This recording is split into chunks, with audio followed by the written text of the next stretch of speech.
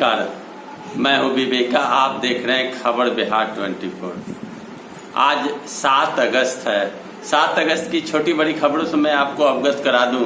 सबसे पहले मैं आपको बताऊं कि बिहार में कोरोना विस्फोट हो चुका है और इस कोरोना के कारण काफी संख्या में लोग मर भी रहे हैं। और अगर बात की जाए कोरोना संक्रमितों की 24 घंटे में बढ़ने की, तो 3416 कोरोना पीड़ितों की वृद्धि हो गई कल और 19 कोरोना मरीज की मृत्यु हो गई।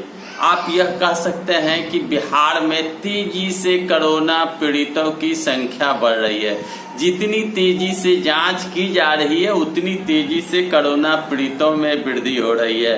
पटना सहित 10 जिला में सबसे अधिक संक्रमित मिले, जो आश्चर्यजनक बात है। इसीलिए मैं हमेशा आपसे कहता हूं कि सुरक्षित रहें, सचेत रहें। अब पटना सहित 10 जिले की बात जहां तक करते हैं, तो कल की जो स्वास्थ्य विभाग की रिपोर्ट है उसके मुताबिक पटना में कल मिले हैं 603 मरीज और दूसरे पौधान पर है कटिहार जिला 403 मरीज, भागलपुर जिला 128 मरीज, पूर्वी चंपारण 190 मरीज, मुजफ्फरपुर 118 मरीज और नालंदा में 102, रोहतास में 106 और सहरसा जिला 101, समस्तीपुर में 139 और वैशाली में 163। आप इससे अंदाजा लगा सकते हैं कि बिहार में तेजी से कोरोना पीड़ितों की संख्या बढ़ रही है। और कुल आंकड़े की अगर बात करते हैं आप कि कितने आंकड़े हो गए कोरोना मरीजों के, तो 68,148 मरीज कुल कोरोना पीड़ितों की हो गई है और 43,820 कोरोना मरीज ठीक भी हुए हैं। यह दावा स्वास्थ्य विभाग का है। मरने वाले की संख्या 388 हो गई है। आप इससे अंदाजा लगा सकते हैं कि कितनी बदतर हालत कोरोना के कारण हो रही है। अब मैं आपको सिलसिलेवार तरीके से अन्य जिले के विषय में बता दूं कि कोरोना पीड़ितों की संख्या कौन से जिले में कितने हैं। तो कटिहार में 403, अररिया में 77, अरवल में 33, औरंगाबाद में 28, बांका में 58, बेगूसराय में 66, भोजपुर में 90, बक्सर में 92, दरभंगा में 40, गया में 77, गोपालगंज में 24, जमुई में 43, जहानाबाद में 29, कैमूर में 3, खगड़िया में 50, किशनगंज में 24, लखीसराय में 43, मधेपुरा में 44, मधुबनी में 75, मुंगेर में 57, नवादा में 43, पूर्णिया में 80, सारण में 94, शेखपुरा में 69, शिवहर में 14, सीतामढ़ी में 65, सिवान में 92, सुपौल में 33, पश्चिम चंपारण में 89 नए संक्रमित की पहचान हुई है। बदतर स्थिति है, जांच बढ़ाई जा रही है और बिहार सरकार ने यह भी कहा है कि अब 7,500 ट्रेंड नर्सों की बहाली अविलंब की जाएगी। चूंकि स्वास्थ्य विभाग में डॉक्टर्स और नर्सों की काफी कमी है, जिस प्रश्न को उठाया था तेजस्वी यादव ने एक दिवसीय विधानसभा में। उधर आपको अगर मैं बताऊं कि हालात की क्या स्थिति है, तो मधेपुरा के 3 प्रखंड को बाढ़ग्रस्त घोषित कर दिया गया है। पुरैनी, चौसा और आलमनगर को बाढ़ग्रस्त इलाके घोषित किए जाने के बाद हर सुविधा देने की बात कही जा रही है। बाढ़ और तूफान और आंधी और बारिश के कारण बिहार के करीबन दर्जनों जिले में बिजली व्यवस्था चरमरा गई है। ग्रामीण इलाके में पोल उखड़ गए हैं, तार टूट गए हैं। दरभंगा, मुजफ्फरपुर सहित कई जिले के ग्रिड में पानी चले जाने के कारण बिजली व्यवस्था पूर्ण रूप से चरमरा सी गई है।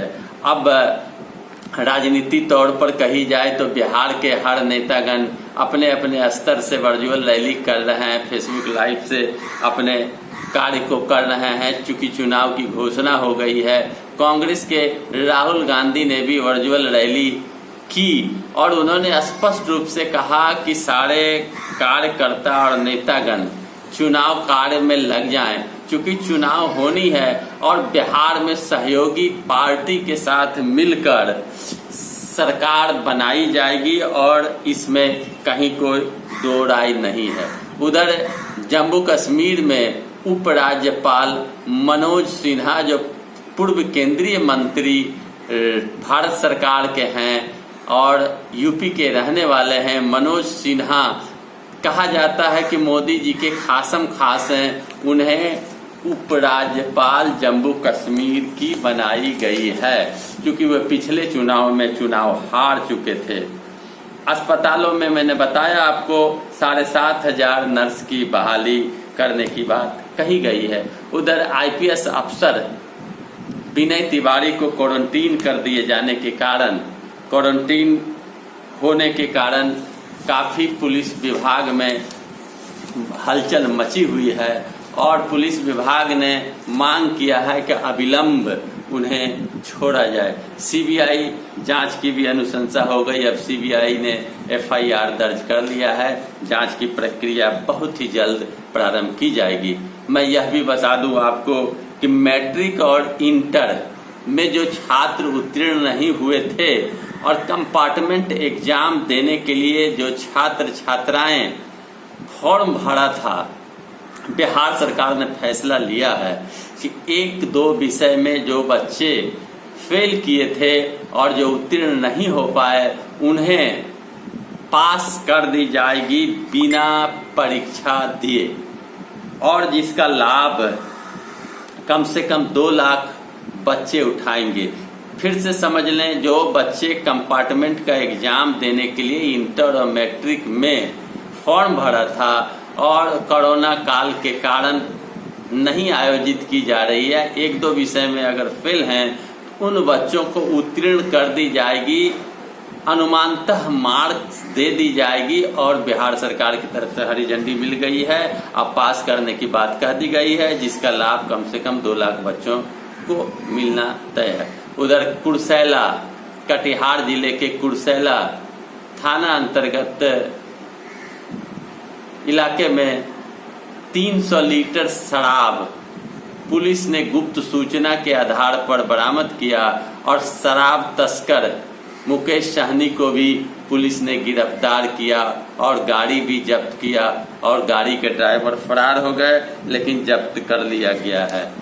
बाढ़ की विभीषिका के कारण काफी लोगों को परेशानी का सामना करना पड़ रहा है। चारों ओर कोहराम मचा हुआ है। 12 से 14 जिले काफी प्रभावित है और बाढ़ के विभीषिका के कारण लोगों को काफी कठिनाई का सामना करना पड़ रहा है।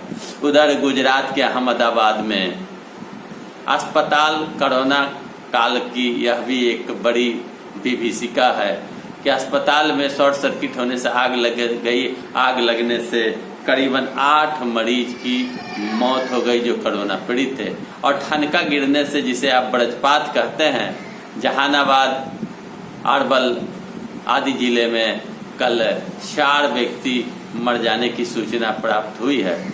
तेजस्वी यादव ने स्पष्ट रूप से कहा है कि इस कोरोना काल में चुनाव कराना संभव नहीं है और अब ऐसा प्रतीत होने लगा है कि बिहार सरकार भी अब यह महसूस कर रही है कि बिहार में इस विभीषिका, जो कोरोना का रफ्तार तेज हुआ है और जिस तरह बिहार में बाढ़ की विभीषिका है, 65 लाख लोग बाढ़ से प्रभावित हुए हैं, ऐसी स्थिति में चुनाव कराना उचित नहीं होगा। यह भी मैं बता दूं कि अगले आदेश तक बिहार के सारे आंगनवाड़ी को बंद कर दी गई है। कोरोना के बढ़ते प्रभाव को देखते हुए पूरे बिहार के आंगनवाड़ी को बंद कर दी गई है अगले आदेश तक। लेकिन जो भी लाभ बच्चों को दी जाती थी, अब उन्हें उस लाभ वाली सारी सामग्री घर तक पहुंचाई जाएगी। यह आदेश बिहार सरकार ने पारित कर चिट्ठी हर जिले में भेज दिया है।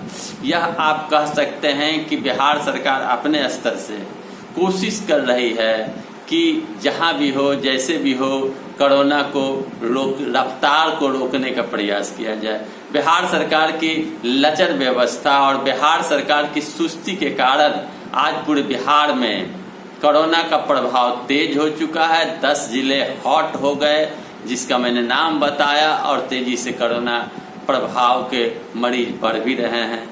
और यह भी मैं आपको बता दूं कि बाढ़ के कारण लोग काफ़ी परेशान हैं। सुरक्षित रहें, स्वस्थ रहें, अपने घरों में रहें। जो भी समाचार आगे निकल कर आवेगा मैं आपको फटाफट अंदाज में बताने का प्रयास करूंगा। धन्यवाद।